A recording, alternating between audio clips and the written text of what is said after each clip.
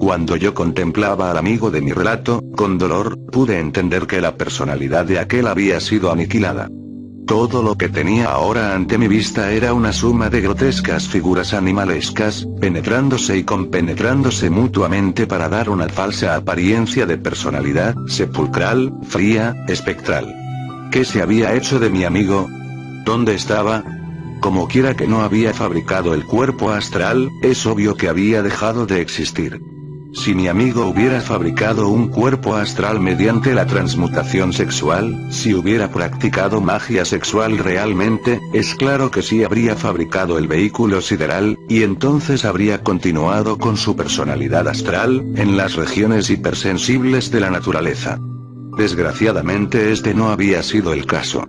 Ser bautizado pues, implica haber practicado magia sexual. Quien no ha procedido así, no ha recibido las aguas sacramentales. Es un habitante del limbo. Pregunta. Maestro, esta falsa personalidad formada por estos grotescos yoes, que en un tiempo era su amigo, ¿podría llegar a ser su enemigo en esa región sin futuro? Respuesta.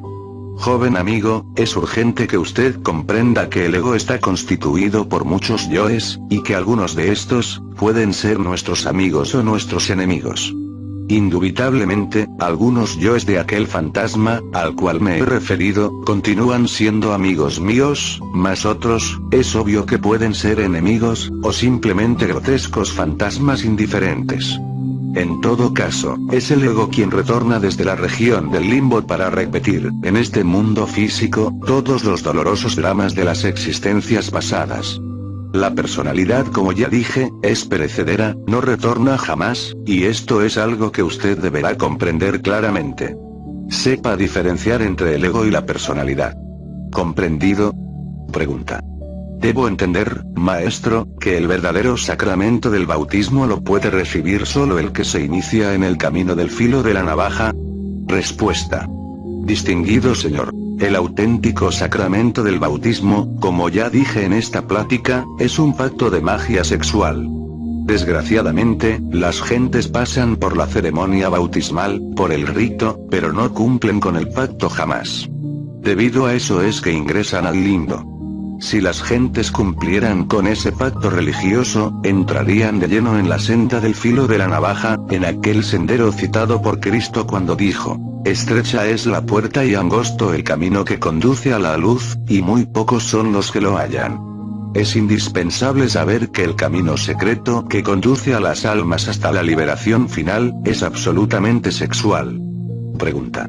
Maestro, entonces los desencarnados que tienen derecho a unas vacaciones, ¿son los que han empezado a practicar magia sexual? Respuesta. Distinguida señora que hace la pregunta, le invito a comprender que el ego jamás puede entrar en las regiones celestes. Para los agregados psíquicos solo existe el abismo y la muerte segunda. ¿Entendido?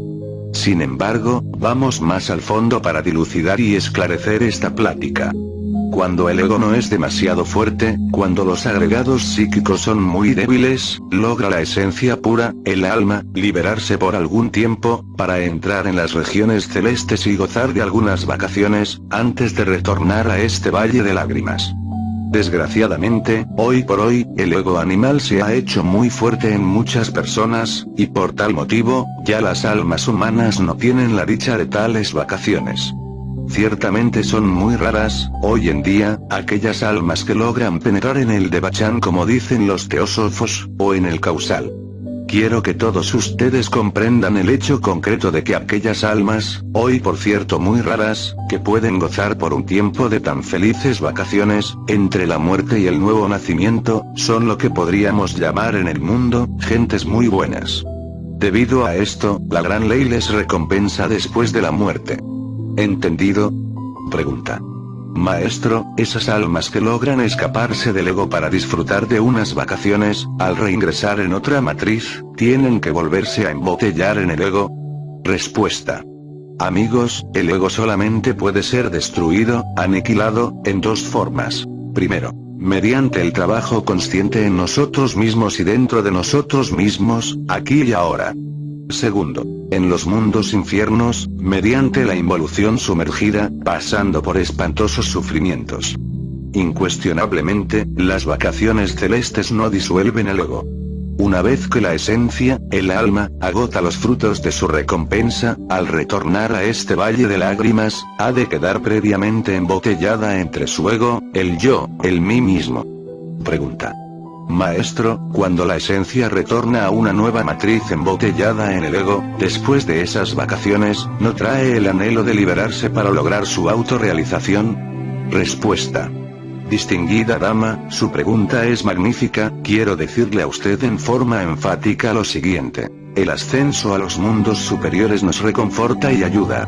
Cuando la esencia regresa de unas vacaciones en los mundos superiores de conciencia cósmica, viene fortalecida y con mayor entusiasmo. Entonces lucha incansablemente por conseguir su liberación total. Sin embargo, todo esfuerzo resultaría inútil si no cumpliese con el pacto de magia sexual, contenido en el sacramento del bautismo. Pregunta. Maestro, ¿podría decirnos cómo son las regiones del primer círculo dantesco, o de la luna, cómo se vive y qué es lo que se hace? Respuesta. Al caballero que hace la pregunta, paso a responderle de inmediato. El primer círculo dantesco, sublunar, representado por todas las cavernas de la Tierra, visto internamente resulta bastante interesante.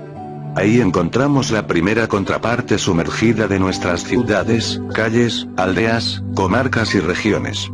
No es pues de extrañar el que en esta región se viva una vida semejante a la actual. En modo alguno nos debe asombrar el hecho de que los fallecidos visiten las casas donde vivieron, deambulen por aquellos lugares que antes conocieron, ocupándose en los mismos oficios o trabajos que solían hacer. Recuerdo el caso patético de un pobre cargador de fardos pesados. Su ego anduvo después de muerto, llevando sobre sus espaldas una carga, bulto o fardo. Cuando quise hacerle comprender su situación, cuando le di a entender que ya estaba bien muerto y que no tenía por qué estar cargando fardos pesados sobre su cuerpo, me miró con ojos de sonámbulo. Tenía la conciencia dormida. Fue incapaz de comprenderme. Los difuntos siguen vendiendo en sus almacenes, o comprando mercaderías, o manejando automóviles, etcétera, etcétera, etcétera, cada cual en aquellos trabajos en que antes estaba ocupado. Resulta asombroso ver esas cantinas llenas de embriagados desencarnados, esas casas de prostitutas, fornicando todavía después de muertas, etcétera, etcétera, etcétera. Pregunta. Maestro, ¿qué procesos siguen los que habitan en el limbo para retornar a este mundo tridimensional? Respuesta. Aquellos que habitan en el limbo, deben recapitular la vida que acaban de pasar, revivirla lentamente. Concluido tal proceso retrospectivo, todos los actos de nuestra vida anterior quedan simplemente reducidos a matemáticas. Entonces los jueces del karma, nos hacen retornar a este valle de lágrimas, con el propósito de que enmendemos nuestros errores y busquemos el camino que ha de llevarnos a la liberación final. Eso es todo.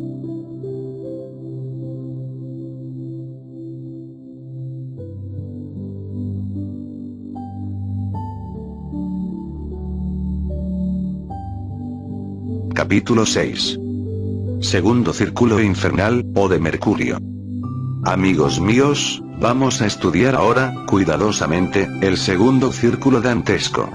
Quiero referirme, en forma enfática, al aspecto negativo, o mejor dijéramos, sumergido, del planeta Mercurio. No vamos a hablar sobre el cielo de Mercurio. Repito, es indispensable que investiguemos un poco, lo relacionado estrictamente con la antítesis de aquel brillante cielo. Cuando penetramos en el interior de la Tierra con el cuerpo astral, podemos perfectamente verificar por sí mismos, y en forma directa, lo que es el infierno de Mercurio. Al penetrar en esta región sumergida, sentimos en el fondo de nuestra alma, el bullir perpetuo de esas fuerzas pasionales negativas, que fluyen y refluyen incesantemente en esa zona subterránea. No está de más decir, que allí sentimos el huracanado viento de Mercurio, cierto elemento aéreo fatal. Es tal zona subterránea el lugar donde viven los fornicarios, aquellos que gozan extrayendo de su organismo el esperma sagrado.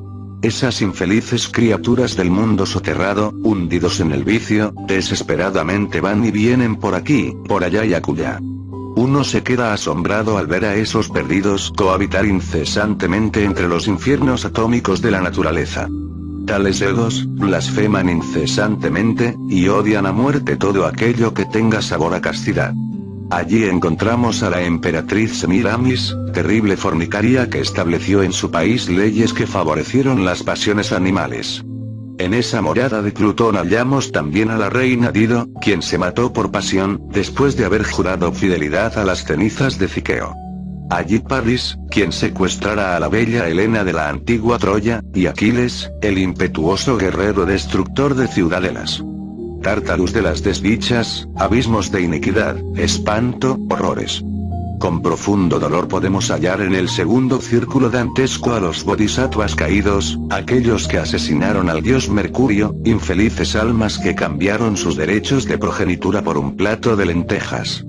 Qué dolor sentimos en el fondo de nuestra conciencia, al descubrir en esos abismos mercurianos a los ángeles caídos, citados por las antiguas teogonías religiosas.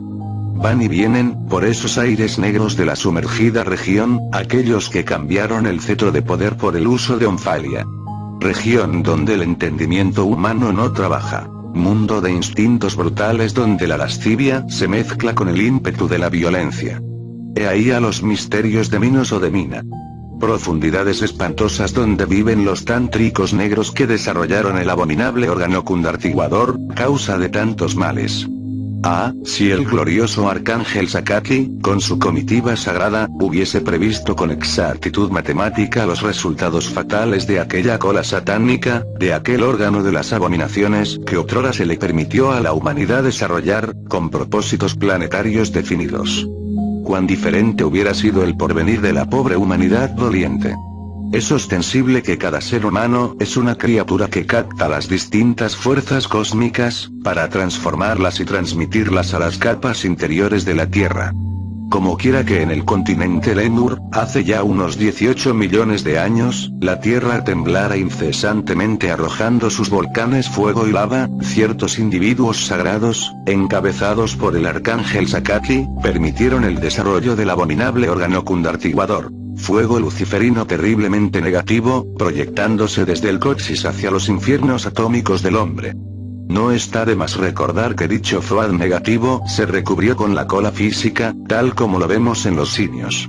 Entonces los moradores de la Tierra llevaron en sus presencias tal apéndice o proyección de su espina dorsal.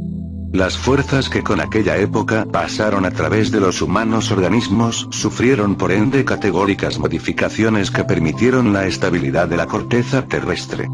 Mucho más tarde en la historia de los siglos, otros individuos sagrados, considerando ya innecesario el abominable órgano cundartiguador, cola de Satán, eliminaron de los humanos cuerpos tal apéndice.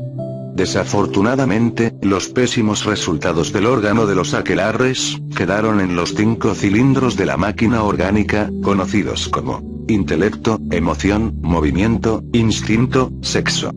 Profundizando en este tema, podemos descubrir por sí mismos que tales resultados tenebrosos están perfectamente definidos como agregados psíquicos, yoes pendencieros y gritones, personificando errores y constituyendo el ego, el mí mismo, el sí mismo. En la esfera sumergida de Mercurio habitan millones de humanas criaturas con el abominable órgano cundartiguador, totalmente desarrollado. No quiero con esto decir que la cola física de los simios se encuentre actualmente desarrollada en la anatomía de los bípedos tricerebrados o tricentrados. Ciertamente, ahí existe un residuo óseo, de la abominable cola, muy incipiente en la anatomía humana. Sin embargo, el aspecto psíquico de tal órgano se encuentra en la presencia metafísica de millones de humanoides racionales. Esto lo venimos a evidenciar, en forma clara, cuando vestidos con nuestro cuerpo astral, penetramos en los dominios sumergidos de tipo mercurial, bajo la epidermis del planeta Tierra.